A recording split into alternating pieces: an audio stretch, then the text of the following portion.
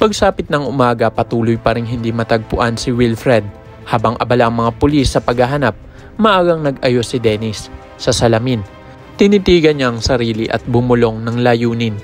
Kailangan makita ni Carol na mabait siya kahit peke ang lahat.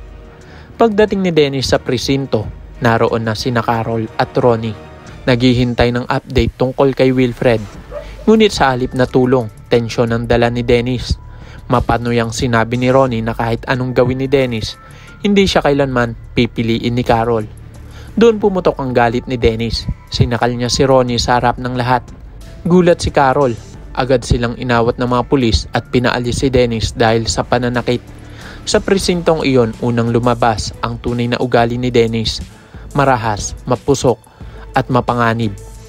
Pagkatapos ng gulo, nagkausap sina Carol at Ronnie.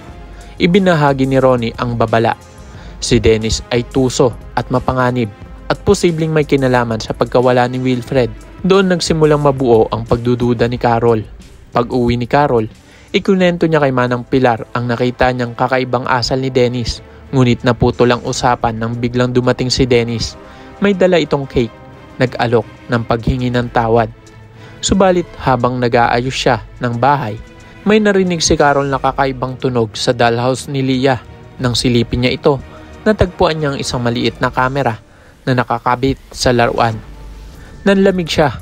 Sa harap ni Dennis, nagkunwari siyang kalmado, ngunit sa loob-loob niya, sigurado siyang may lihim itong itinatago. Sa sandaling iyon, tuluyang nagbago ang tingin ni Carol kay Dennis. Makalipas ang ilang araw, nagkita muli sina Carol at Ronnie. Pareho na silang kumbinsido. Si Dennis ang nasa likod ng lahat, ang pagkawala ni Wilfred, ang pagkamatay ni Joy, at pati ang mga bintang laban kay Ronnie. Kaya nagpasya silang magtulungan upang mailantad ang katotohanan.